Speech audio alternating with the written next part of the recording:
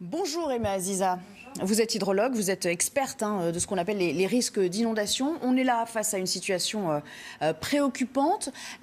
Est-ce que ça peut être dû à ces sols qui sont donc désormais gorgés d'eau après une période de sécheresse qui a duré très très longtemps? Est-ce que ça peut expliquer aussi le fait que la terre n'absorbe plus cette quantité d'eau? Il y a eu plusieurs phénomènes en fait. Dans la nuit, on a eu des paquets orageux qui sont remontés de l'Espagne en direction des Pyrénées-Orientales, de la zone de Béziers, on appelle ça le Biterrois, donc tout le département de l'Hérault, Aude et Pyrénées-Orientales.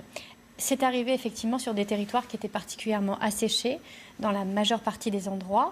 Ce qui est tombé a permis effectivement sur toute la zone du Biterrois et de l'Aude de saturer les sols, donc de les remplir au fur et à mesure.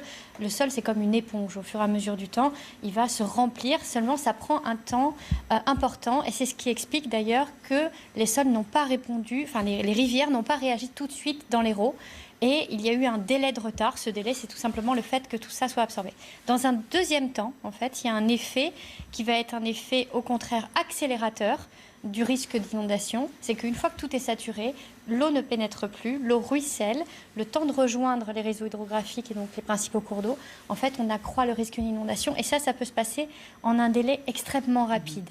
Et en fait, si vous voulez, ça tient qu'à un cheveu à chaque fois d'avoir une grosse pluie qui est très vite drainée en une inondation, voire une situation catastrophique. Et c'est ce qu'on doit gérer dans cette situation-là, notamment actuellement sur l'Aude. Pourquoi? Parce qu'effectivement, là, on a déjà des dégâts, on a déjà du ruissellement, on a déjà des zones qui sont complètement inondées. Maintenant, on n'a pas atteint sur certains endroits des summums comme on a pu vivre dans l'Aude en 99 ou l'année dernière. Donc de mémoire d'hydrologue, c'est pas la situation la plus critique qui ait jamais été? C'est pas la situation la plus critique. Par contre, on est encore dans l'événement. Et donc, on peut encore avoir des arrivées et des remontées, en fait, tout simplement, de ces paquets orageux qui vont arriver directement sur ces territoires. Si ça se reproduit sur les mêmes territoires, c'est là qu'on a une situation catastrophique. On est au milieu de l'événement, au cœur même des éléments où on peut arriver sur une situation où il y aura des inondations et des dommages, mais on arrivera à réparer rapidement, ou bien ça peut s'emballer. Et donc, c'est maintenant qu'il faut être très vigilant, surtout qu'effectivement, ça se décale vers l'est, mais c'est extrêmement violent. Donc, ça tombe sur Montpellier, sur Nîmes, là, c'est en train d'aller directement sur Marseille. Mais ça reste, en fait, des précipitations diluviennes qui ruissellent directement. Tout est emporté dans les rues. Et donc, on a des dommages directs, en fait. Le danger, il vient directement du ciel, il ne vient pas de la rivière. Donc, on se souvient évidemment de l'épisode Cévenol qui avait frappé la ville de Nîmes. C'était en 1989 avec des dégâts considérables, un nombre de morts record. On pourrait s'acheminer ou aller vers cette situation à nouveau si la météo persistait à fournir des pluies? Alors, c'était en 1988, on avait eu 11 victimes qui paraissaient très peu au regard des événements dramatiques qui avaient traversé le territoire de Nîmes. Moi, je pense qu'on est plutôt dans une situation qui me fait penser plus à 99 ou tout simplement à l'année dernière. Pourquoi? Parce que c'est plutôt ces territoires qui sont déjà touchés. Nîmes n'est pas concerné pour le moment directement.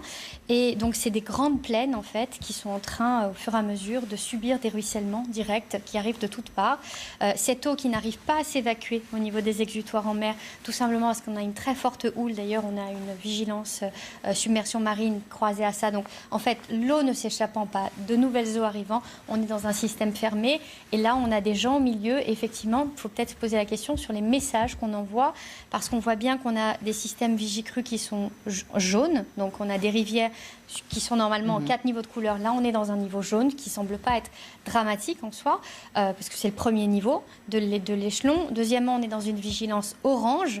Comment les gens peuvent-ils comprendre qu'ils vont être amenés à vivre effectivement des inondations majeures? Donc il faudrait relever le niveau d'alerte à votre sens? Tout simplement peut-être se poser la question sur ce système d'alerte. Et je pense qu'il y a déjà des réflexions qui sont en cours, mais il faut aller plus loin très vite. Et il y a déjà eu des retours là sur ce qui s'est passé l'année dernière. Il y a 2 jours, en fait, on a eu le retour des ingénieurs généraux de l'environnement qui ont mis en évidence les défaillances du système il y a 1 an. Est-ce qu'aujourd'hui c'est réglé? Je ne suis pas sûre. Il faut encore qu'on avance très vite. On a l'impression que c'est quand même un phénomène qui se reproduit année après année désormais. Est-ce que pour vous, c'est un signe du dérèglement climatique supplémentaire? Oui et non. Non, parce qu'on a subi déjà un très grand nombre d'événements de par le passé. La seule chose, c'est que bien souvent, on n'avait pas les images radars déjà il y a plus de 20 ans pour pouvoir comprendre et voir les phénomènes. Deuxièmement, on n'avait pas une médiatisation au niveau national, on avait une médiatisation locale, ce qui fait que beaucoup d'événements majeurs et de catastrophes étaient traduits dans des médias locaux, mais jamais au niveau national. Donc là, on a quand même le sentiment que ça arrive tout le temps et partout, alors qu'on a toujours eu un nombre d'événements majeurs. Par contre, les modèles, effectivement, éléments nous montrent que c'est en train d'évoluer et qu'on a de plus en plus d'événements, tout simplement parce qu'on a les éléments dans la recette qui nous permettent d'accroître la violence de ces phénomènes.